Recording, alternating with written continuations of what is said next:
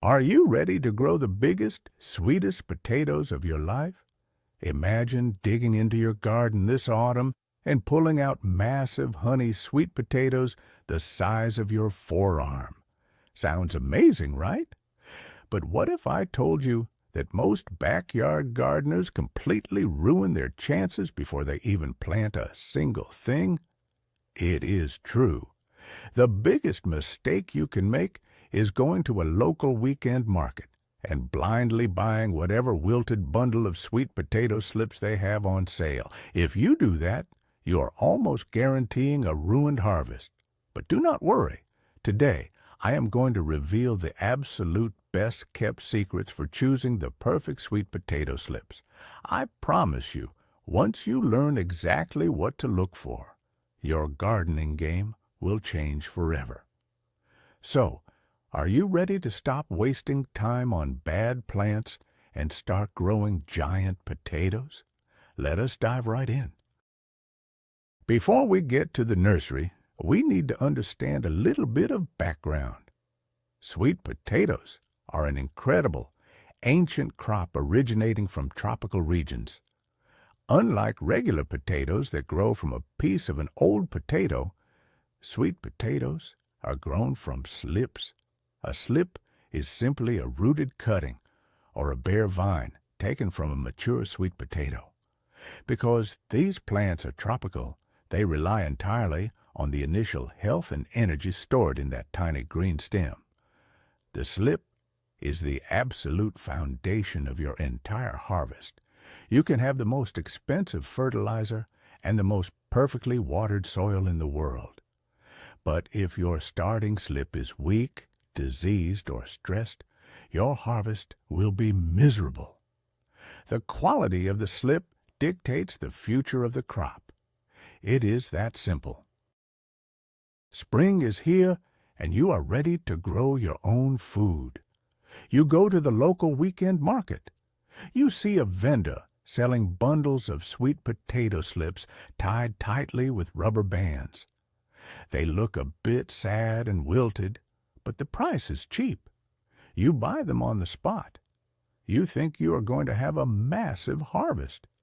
But this is exactly where your farming dream turns into an absolute nightmare. Buying those market slips blindly is a guaranteed way to ruin your entire season. Why does this happen? Those slips have often been sitting in the hot sun for days without any care. They are stressed, dehydrated, and completely exhausted. By the time you put them in the ground, they have no energy left to grow proper roots. Instead of producing thick, heavy, sweet potatoes, they spend all summer just trying to stay alive. Imagine running a marathon after not drinking water for 3 days. That is exactly what you are asking those wilted plants to do. We need to break the habit of buying whatever is cheapest at the local stall. Your harvest depends entirely on the health of that tiny green stem. If you start with a weak plant, no amount of fertilizer or extra water will save you. Let us uncover what you should be doing instead to guarantee success. So, what exactly makes a perfect sweet potato slip? It is not just about the overall length. Let us debunk a very common myth right now. Many beginners think that the longest, tallest slips are the absolute best choice. They think more plant equals more potatoes under the ground. That is completely false. A super long, skinny slip is usually weak and leggy. It grew way too fast looking for light and lacks the essential strength to produce heavily. What you actually want is a thick, sturdy stem. Think of it like a wooden pencil. If the stem is as thick as a standard pencil, you're holding a winner. The leaves should be a vibrant, rich green or beautifully purple depending on the exact variety you choose. They should feel crisp and firm to the touch, not like wet, floppy paper. A strong, thick stem holds significantly more moisture and nutrients It acts like a tiny battery pack for the young plant. When you put a thick slip into the soil, it immediately uses that stored energy to push out massive root systems. Next time you look at a bundle of slips at the nursery, absolutely ignore the height. Focus strictly on the thickness of the main stem. That thickness is the direct pipeline to growing sweet potatoes the size of your forearm. Now, let us talk about the most important feature of the sweet potato slip. We are talking about the nodes. If you do not know what a node is, do not worry at all. It is simply the little bump on the stem where the leaf attaches to the main vine. This tiny spot is where the true magic happens. The nodes are the exact places where the sweet potatoes will actually form and grow. This means the number of nodes directly equals the number of potatoes you can harvest. When you are picking out your slips, you need to count those little bumps very carefully. You want a slip that has at least 5 to 7 healthy, clear nodes.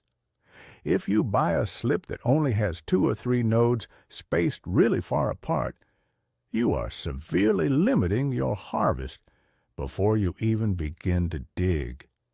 Even if everything goes perfectly all summer, that plant can only give you a couple of potatoes. A slip with nodes spaced closely together is an absolute gold mine for a gardener. Imagine planting a stem with 7 closely spaced nodes. Every single one of those bumps will send down roots that swell into giant honey sweet potatoes. Count the leaves and the bumps. More nodes mean more delicious food for your family. It is a simple mathematical secret that most casual gardeners completely ignore. Let us tackle another massive misconception that ruins many backyard gardens. This is the great rooting myth. A lot of people strongly believe they need to buy slips that already have long white roots dangling from the bottom.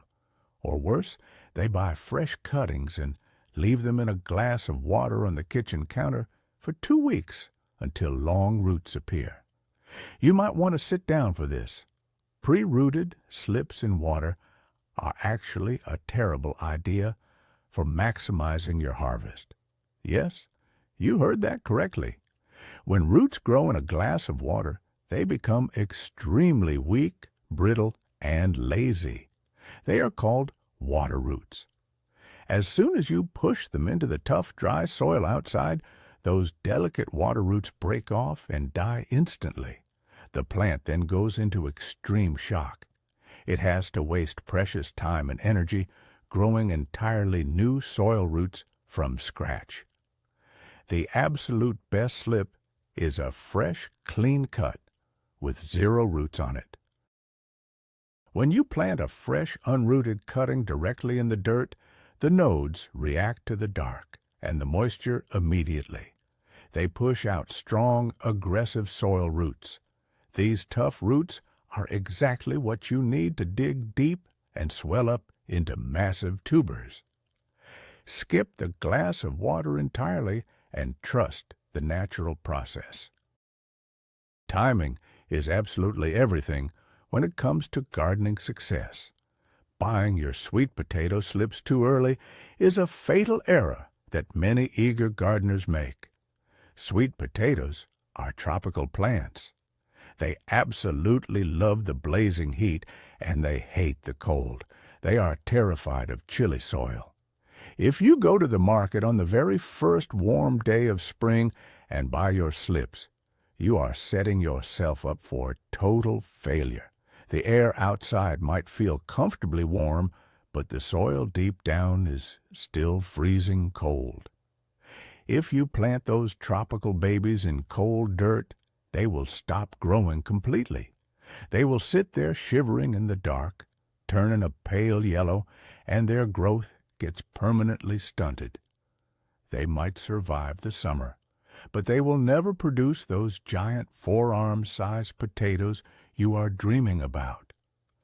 you must wait until all danger of frost is completely gone. You want to wait until the nighttime temperatures are consistently warm. The soil needs to feel like a warm blanket to your bare hands. It is much better to plant your slips 3 weeks late in warm soil than 1 week early in cold soil. Patience is your greatest tool here. Let the eager, impatient gardeners buy the early slips. You will wait for the perfect warm moment and outgrow them all. Here is a professional farmer's secret that will completely change your gardening game forever. It is called healing the cuttings. When you finally buy your perfect, thick, unrooted slips, do not run straight to the garden to plant them. That is like doing heavy weightlifting right after a major surgery. The bottom of the stem where it was cut is an open, vulnerable wound. If you put that open wound directly into dirty, wet soil, it is an open invitation for aggressive bacteria and fungus to rot the plant from the inside out. Instead, you need to heal them first. Take your fresh bundle of slips and place them in a cool, dark, and highly humid place for 3 to 5 days. A shady spot in your garage or an empty bucket covered with a damp towel works wonderfully. During this waiting time, the cut end will dry up and form a tough, protective callus. At the exact same time, little white root nubs will start to pop out of the nodes along the stem. The plant is sensing the humidity and getting ready to explode with massive growth.